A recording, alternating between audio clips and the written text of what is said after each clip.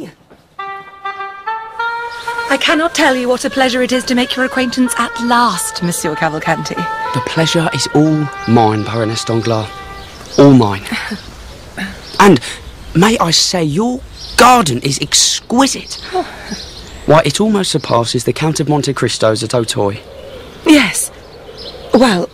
that may be true, monsieur, that may very well be true, but I can assure you there is no rose in the Count's garden as precious as the one you see sitting in the arbour yonder. Oh. Can this vision be Mademoiselle Danglars herself? Eugenie? Yes, mother? There's a young gentleman here your father and I would like to introduce you to. So, Monsieur Cavalcanti, what instrument do you play? Music has not, to date, played the part in my life I had hoped, Mademoiselle Danglars. Or may I call you Eugenie? But has not the Count of Monte Cristo seen to your education? Oh, the Count and I were separated for many, many years. I was a lost babe in the wood, so to speak. And the tattoo on your wrist? Most unusual. A childish prank. Done to resemble a prison number? A prison number? The very idea. Well, Monsieur Cavalcanti, it has been a very enlightening afternoon. Must you leave so soon? My teacher, Mademoiselle d'Amélie, awaits me. Oh. A charming young lady, if I may say so. No, you may not say, monsieur. Forgive me, Mademoiselle Danglars, but are you and the young lady especially, how shall we say, close? What an impertinent question. You see, I have observed that look in only a few of my female acquaintances. And what look would that be? Oh, I think you know it very well. Is everything all right over there, Eugenie? Everything is lovely, Father. Excellent. I cannot imagine which glass of boulder my father lifted to discover you, Monsieur Cavalcanti. But rest assured, I shall never agree to marry you. And there, dear Eugenie, is where you are very wrong. For I believe the Count and Baron Danglars have already, to coin a vulgar phrase, closed the deal. Abbe Busoni. But let us turn, most honoured friends, to Monsieur de Villefort and his somewhat impromptu visit to the house of Abbe Busoni, which just so happens to be located next door to his own. At your service, Monsieur de Villefort. Well, I shall come straight to the point, if I may. Please. The Count of Monte Cristo. A man struggling with his conscience. Why? What has he done? What has he not done? Not done? If only he would give more to the poor children of Paris. But he says he does what he can and can do no more. And of course you are quite correct, most honoured friends. We have met this Abbe Busoni before, and detected in his somewhat grizzled stare the unmistakable eyes of one... Then he is mean? Count of Monte Cristo. On the contrary, he is generosity itself, but generosity, according to him, must have its limits. But you trust him? With my life. Oh, thank you, Abbe Busoni. Thank you. You seem burdened with woes, my son. Pray with me. Oh, I would like that, but I must... Well, monsieur, another time. Excuse me. Still, it is not as if you have far to go, is it? We shall see each other again, I hope. You may depend upon it. Cadrouche. You're late. I had a prior engagement. With the Count? With my fiancée. But the Count and all his entourage is definitely in Paris today. Definitely. You're certain? Aren't you going to congratulate me? Congratulations. Now, to the best of your knowledge, the Auteuil house is completely empty. Gone deaf, have we? Mess this up and I'll slit your throat, Benedetto. Yeah, mess this up and it's both our throats. Now get climbing. The ivy's coming off from you! Go! Monsieur de Villefort. How very glad we are to see you. Isn't that right, Hermine? You are most welcome, sir. I trust that you have fully recovered from last night, madame. I said no! Perhaps you had best see what's wrong, husband. Yes, perhaps I should, if you will excuse me, monsieur. Maybe if you did your job.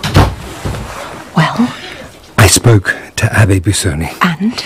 Well, he has assured me that apart from some mild eccentricities, the Count of Monte Cristo is quite benign. Now, the best thing we can do is to forget all about last night. Behaving like a horrible prima donna, Eugenie. Get away from me! I see that I've come at a most inconvenient time. I shall never forgive you for what you did, Gerard. And now, in an apparently empty house in Haydee, a window splinters, and an intruder clambers cautiously into a normally airy room, darkened now. Unfortunately, I have no diamonds for you tonight, my son. The shadow. Abbe Busoni. You're a little thinner, perhaps, Cadrus, but otherwise hardly changed in 10 years. This is not possible. I assume that you were intending to rob the Count of Monte Cristo. How could you have known? Well, was it Benedetto told you, was it? Benedetto? Yeah, because he's not what he seems, that one. I mean, you can take the man out the sewer, but you can't take the sewer out of the man, if you know what I mean. All too well. But why did you come to Paris if not to seek young Benedetto out? I never sought him out. I assume that you planned to extort him. How much? Don't know what you're talking about. Come, Cadrus, no need for coyness. You're in enough trouble as it is. 1,000 francs. But that was clearly not enough, just as a diamond worth 50,000 francs was not enough, was it? Look, why don't I just go back the way I came, and we forget that this Quite a coincidence. 2 old cellmates from Toulon running into one another. Most fortuitous. How can you know all this? The Count of Monte Cristo has told me everything. Now, I'm afraid I shall have to tell Baron Danglars that the young man to whom he has just engaged his daughter is in league with a notorious thief. By the devil! Take this! Perhaps your knife is a little blunt, monsieur. Are you listening, Cadrus? You're breaking me arm! What is this you have in your hand? Is it a plan of the house? Benedetto drew it. Come over here! Stop, I'm begging you.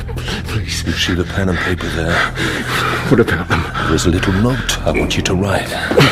What kind of a note? After you've done that, you are indeed going to climb out of that window, leave Paris immediately, and swear to live the life of an honest man. If you do this, then you will receive a generous salary from the Count of Monte Cristo until the end of your days. Are we clear? We're clear! Good. Now write.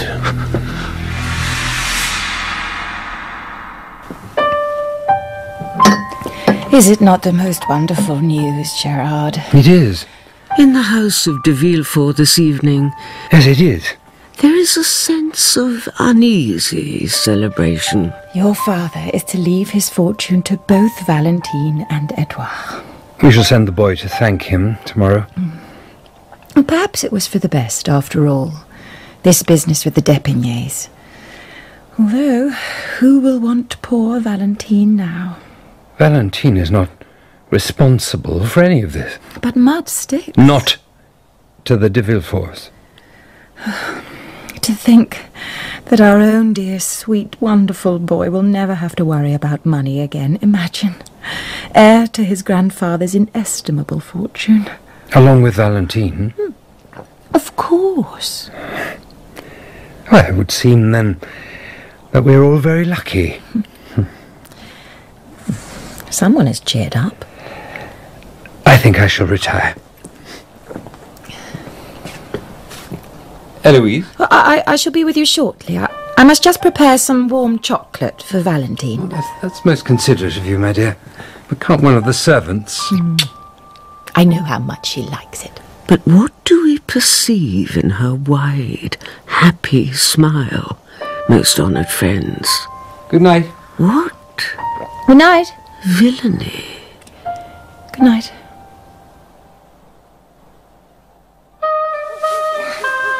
Andrea! Where are you, Andrea? I'm here, Kedrus. Then help me down. Be careful, man. Did you get us any diamonds? You said the house was empty. It is. Then what was Abbe Busoni doing there? Abbe who? Let's just get going, shall we?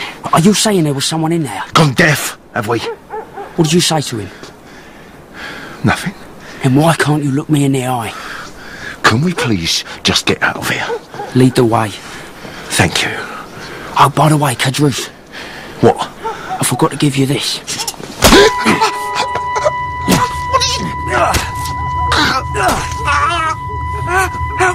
Help, murder! Stand back! Stand back! Kedrus. You're not Abbe Busoni. Who are you? I am the Count of Monte Cristo. And before that, you knew me as Dantes. What? Edmond Dantes. The man you did nothing to save, despite knowing in every detail the mendacious plot to denounce him. But Abbe Busoni promised me that if I went home and left Paris, then Exactly. He said if. I let you go in order to leave your miserable fate to God, and God chose for you to die, just as you chose to leave Dantes to his fate. You let me go. Goodbye, Kedrus. Dantes.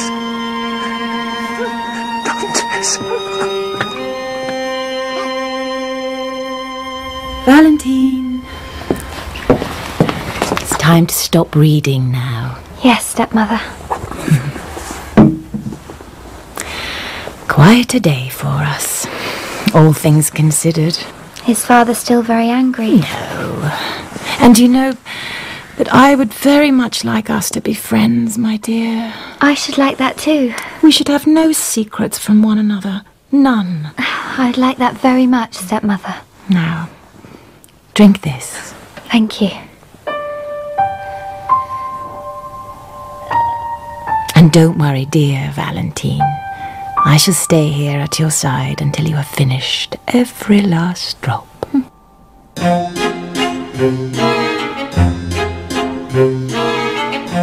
In The Count of Monte Cristo by Alexandre Dumas, adapted by Sebastian Bonchkiewicz, the Count is played by Iain Glen, Haydee by Jane Lapotaire, Gerard de Villefort by Paul Rhys, Heloise de Villefort by Kate Fleetwood, General Noirtier by Karl Johnson, and Valentine by Lizzy Watts. Baron Danglars is Toby Jones, Hermine Danglars, Stephanie Racine, Eugenie, Eleanor Crooks, Fernand, Zubin Varla, and Mercedes, Josette Simon. Kedrus is played by Ben Crowe, Andrea Cavalcanti by Will Howard, Bertuccio by Paul Stonehouse, Max Morel by Adam Nagaitis, and Jacopo by Joe Sims, with Robert Blythe and Sarah Tom. The music is by David Tobin and Jeff Megan, and the directors are Jeremy Mortimer and Sasha Yevtushenko. And the story concludes next Sunday. Looking ahead to tomorrow, our book at bedtime is Of Love and Hunger, which finds Richard Fanshawe eking out an existence in a boarding house, but finding it hard to pay what he owes. I smoked 5 cigarettes before Mrs. Fellows came in. If you could manage just a little more, off your ears. But I haven't got any more. She smiled with her head on one side, but her eyes didn't smile at all. I turned out my pockets in front of her. She said, "Oh, Mr. Fanshawe, I hate to take it." But she took it all the same. Of Love and Hunger starts tomorrow night at 11:15.